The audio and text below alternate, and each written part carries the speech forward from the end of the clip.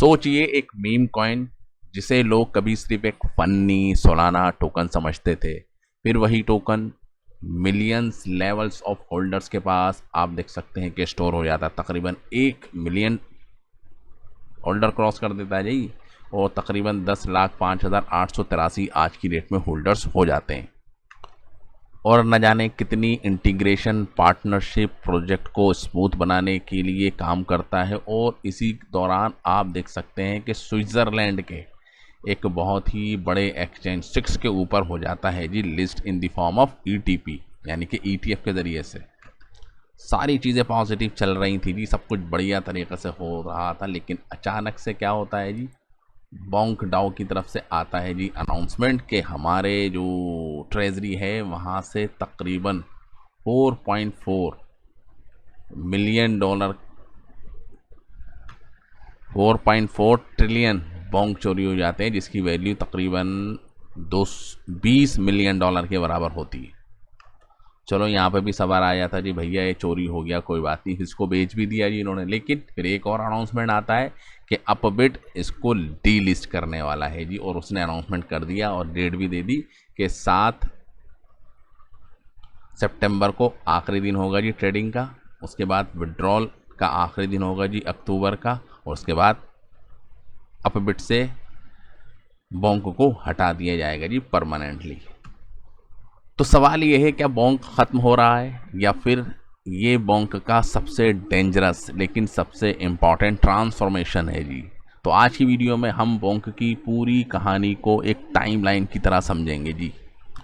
तो सबसे पहले अगर बोंक टोकन की बात करें तो मीम टोकन नहीं है जी। अगर आप इनकी वेबसाइट के ऊपर जाएंगे और इनकी वेबसाइट को सर्च करेंगे तो नंबर्स ऑफ यूटिलिटी यहाँ पर आपको देखने को मिलेंगे, नंबर्स ऑफ वजह जिसकी वजह से बोंक का प्राइस बढ़ सकता है जी।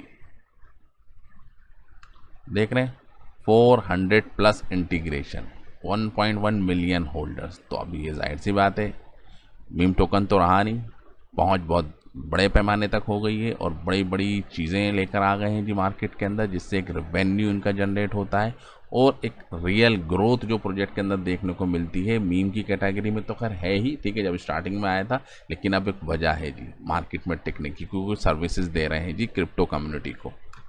अब मीम टोकन होता तो बोंक आप देख सकते हैं कि स्विट्ज़रलैंड के इतने बड़े एक्सचेंज 6 एक्सचेंज का नाम है जी 6, ठीक है, तो उसके ऊपर लिस्ट हो जाता है जी। लोग क्या करते हैं जी, क्रिप्टो थोड़ा कॉम्प्लिकेटेड होता है जी, बाइनेंस के ऊपर अकाउंट बनाओ या और किसी एक्सचेंज के ऊपर अकाउंट बनाओ, ठीक है, फिर उसको अगर आपको मूव करना है जी एक जगह से दूसरी जगह तो वो एक सरदर्दी हो जाती है। डिसेंट्रलाइज वे के अंदर बाई करना तो और भी ज़्यादा चैलेंजिंग हो जाता है।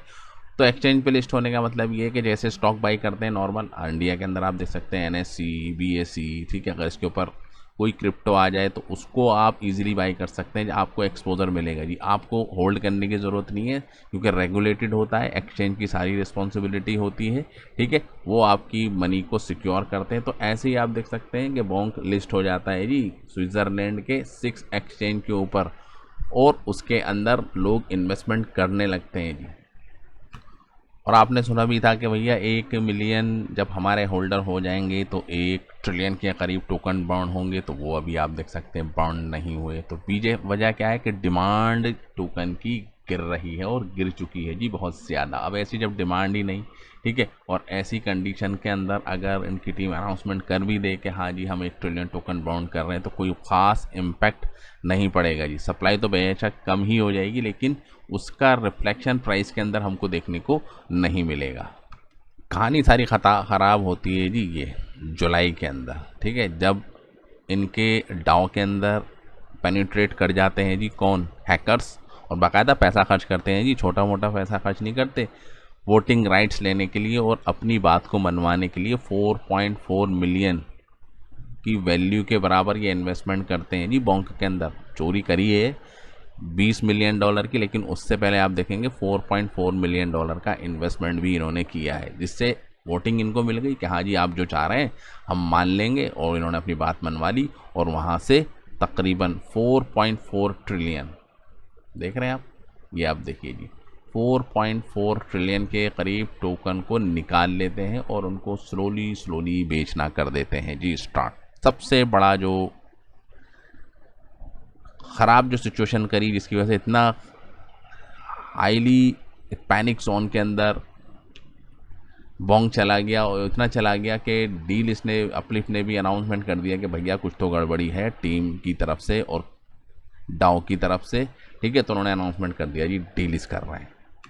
अब ब्लॉकचेन के अंदर हम नाम सुनते हैं जी डिसेंट्रलाइज है जी, क्रिप्टो डिसेंट्रलाइज होती है, किसी एक खास पर्टिकुलर बंदे का उसके ऊपर होल्ड नहीं होता, लेकिन इन्होंने तो डिसेंट्रलाइज को ख़त्म ही कर दिया और अपने लेवल के ऊपर सारी बात मनवा ली।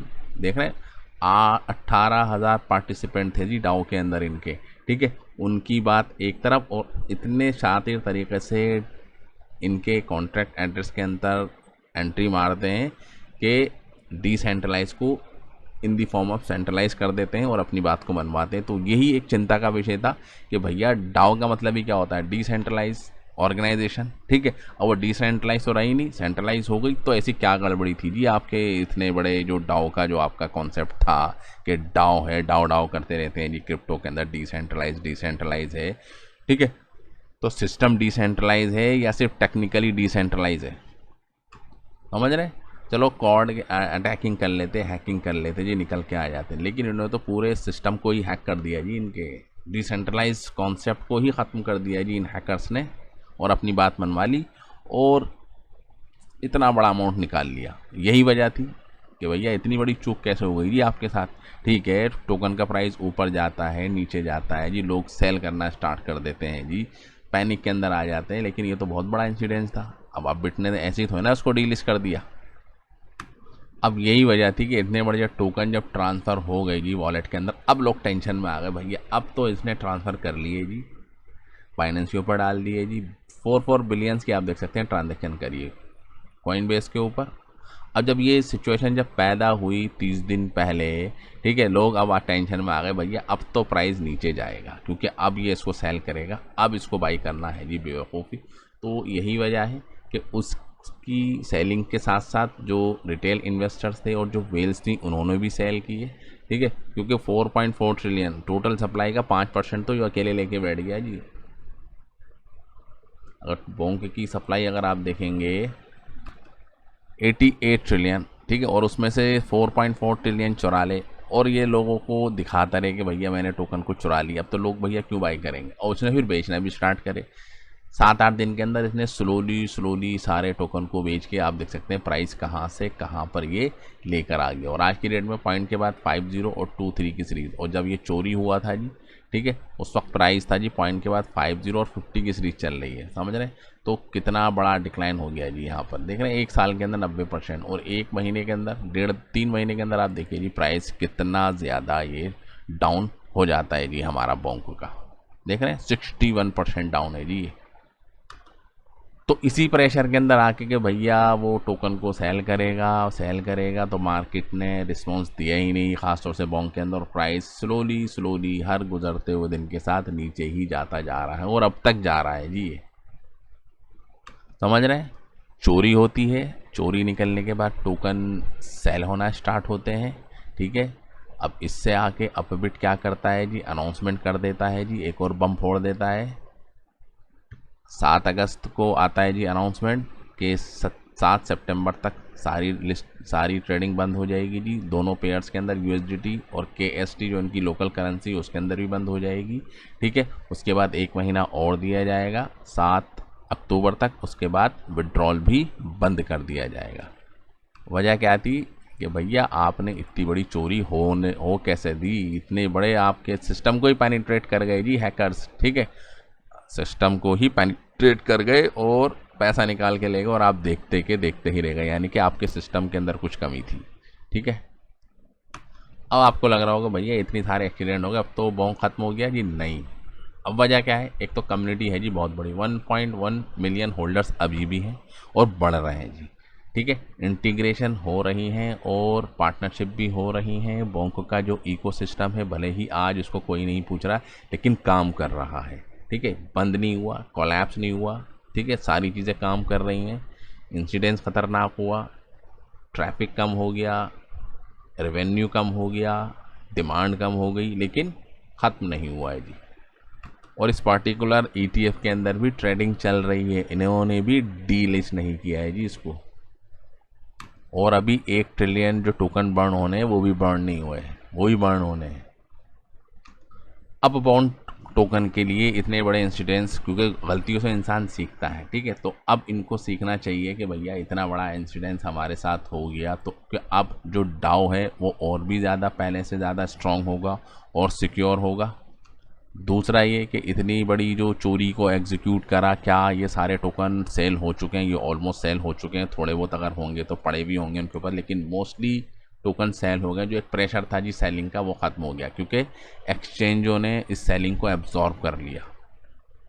अपबिड की जो डीलिस्टिंग होनी है जी 7 सितंबर को, तो उस वक्त क्या सिचुएशन होगी, उसके बाद क्या सिचुएशन बनती है जी, उसको भी आपको ट्रैक करना है। सिर्फ प्राइस को नहीं ट्रैक करना कि हाँ भाई प्राइस बहुत नीचे आ गया तो बाई कर लीजिए, सारी चीज़ें आपको करनी है जी ट्रैक।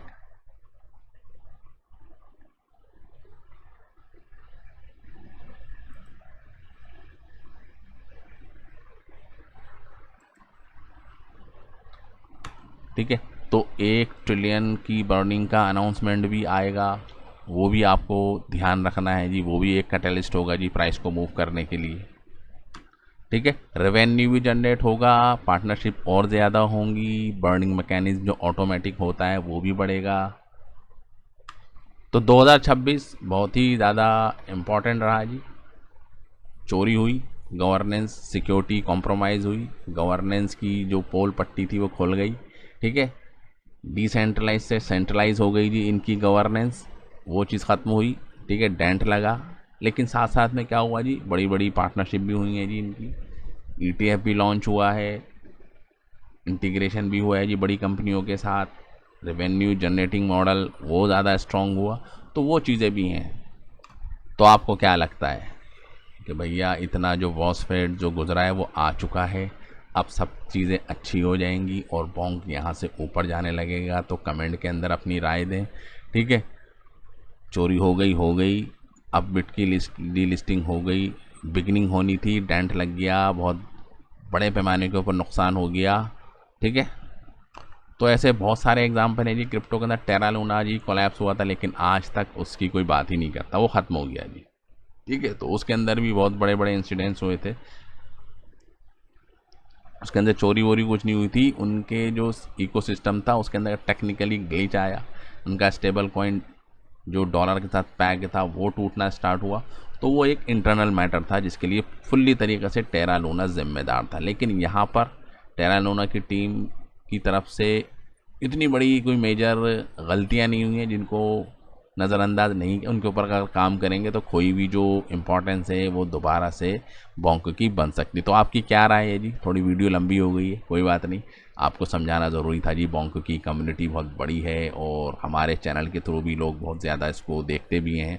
ठीक है, तो सारी एक पिक्चर जो नहीं पता थी बैकएंड के अंदर क्या चल रहा है जी, क्या होने वाला है, प्राइस को हमने डिस्कस नहीं किया, कहाँ प्राइस जाएगा क्या होगा, लेकिन एक्चुअल में बैकएंड के ऊपर क्या हो रहा है जी उसको भी जानना आपके लिए है जी ज़रूरी। तो thank you very much for this video.